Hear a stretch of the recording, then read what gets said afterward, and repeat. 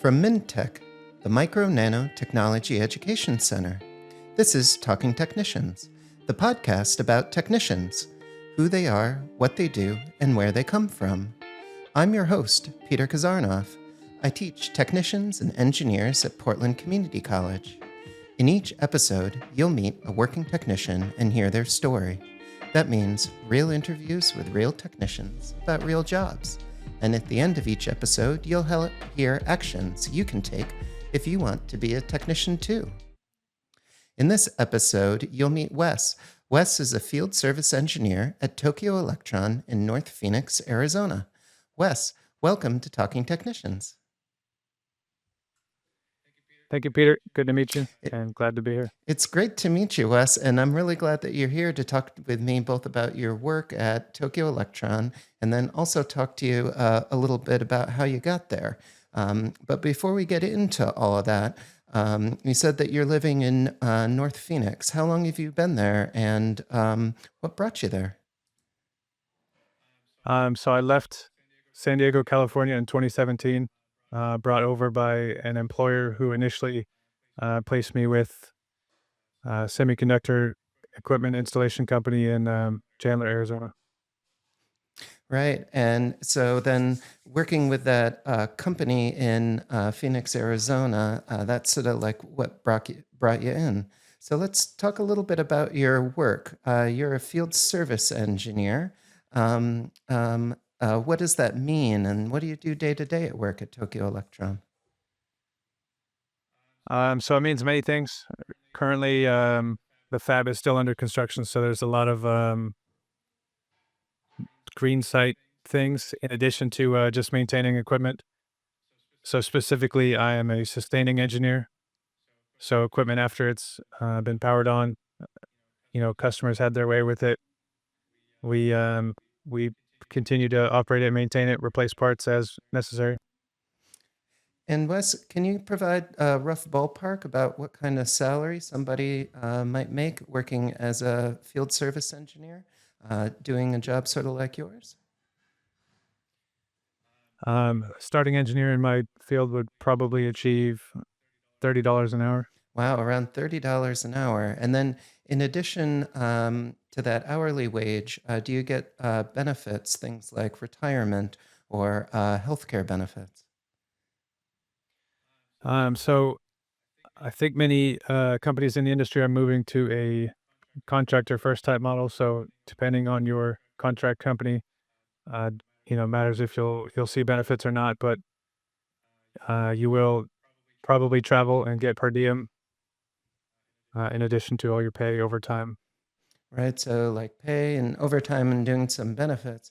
So you mentioned that some companies are hiring people as contractors. Could you explain a little bit what's the difference between like a contractor and a full-time employee? And why do some people sort of start at the contractor level first? It's hard to say exactly why. I think it might be somewhat of a cultural influence from the Asian equipment manufacturers. I think there's a long apprenticeship type model that they adopt. But additionally, I think in America, it works for us. This industry attracts a lot of the younger types who may just have a general education, maybe math or sciences, and there's a moderate amount of turnover. Right. And so then when you're starting people at the contract level, then if they're not a full-time employee and then they don't work out, then it's sort of like the company has sort of a little bit less to lose. And also then the employee is a little bit less invested when they go in as that contract kind of worker. So Wes, are there any opportunities for professional growth at Tokyo Electron? I find yes. So inside the company, there's lots of training opportunities. People always getting sent to domestic trips, international trips for additional training. And then outside of that, being a full-time direct employee like I am, there's tuition reimbursement. Oh, and tuition reimbursement too as a benefit. So, Wes, you also mentioned that the field service engineers get reimbursed for travel. Have you done any travel in your work as a field service engineer? I have done many international and domestic trips. Yeah. What kind of places have you gone to as a field service engineer? Um, New Mexico, Arizona, Oregon, and Japan. Wow. So, both getting to like work at your fab in Phoenix, Arizona, but then getting to check out other fabs around the country. Wes, what did it feel like your first day of work? The first day that you worked for Tokyo Electron, was it what you expected? It was really nice office building.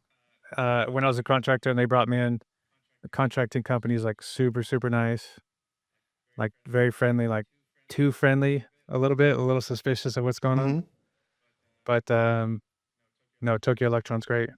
Great, great. And then after that, after you've been working for a while at Tokyo Electron, how does it feel now going into work? I still feel the similar sense of optimism where like this is definitely a growing company in a growing field in a very hot semiconductor market.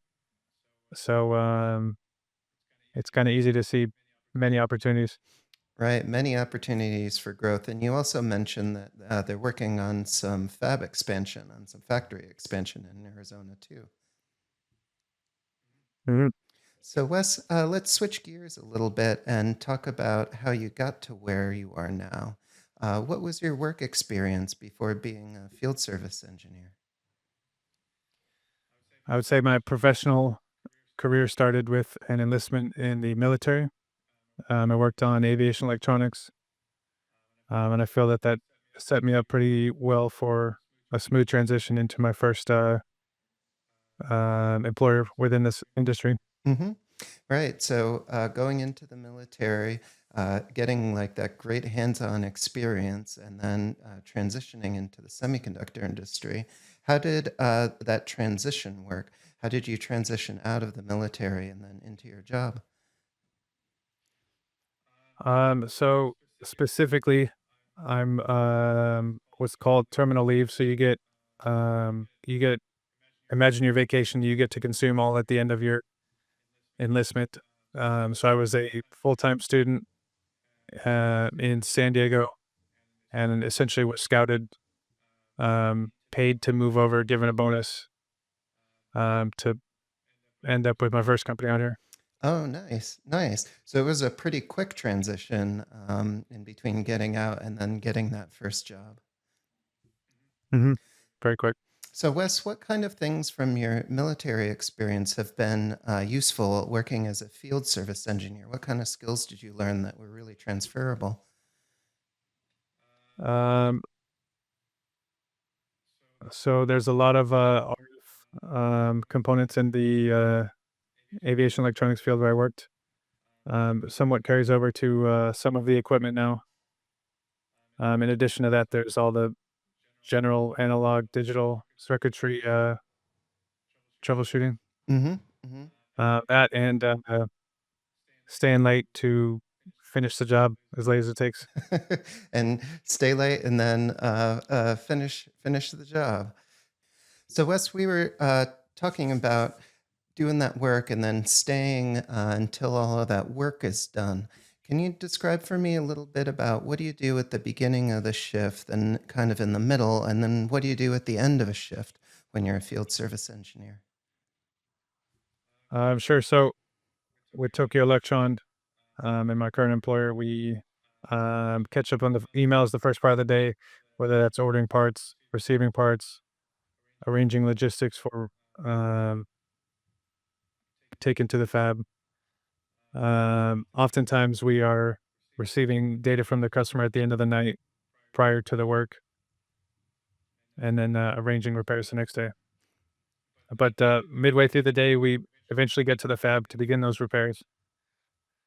And probably last part of the day is squeezing in any training, uh, catching up on paperwork or anything.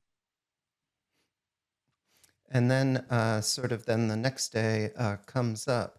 So you mentioned hourly pay and this kind of like shift time work. What's your schedule like? I work Monday to Friday, 8 to 5, N- which is there's not many of us that do that. It's everybody else has the 3 on 4 on schedule. Right. And then you get every single weekend off because of that, right? Hmm. Nice. Nice. So, Wes, what's something unexpected about working as a field service engineer that you only learned after you started? What was something that you were like, oh, I didn't realize I was going to do this at work, or whoa, I didn't think that this would come up?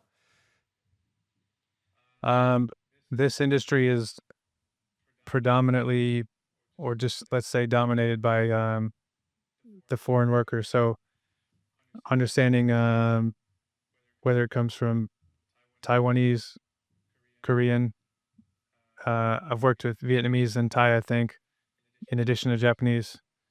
Many cultural, unique things there. And work ethic is something definitely unique, varies differently, distinctly from the American worker. Right. So you're working with people from all across the world with different cultures, different languages. Do you also work with sort of different types of workers in your job, like work with technicians, work with engineers, work with business people, things like that too? Yes, so oftentimes there's a business meeting that says, "Hey, a customer wants X, but we can supply Y.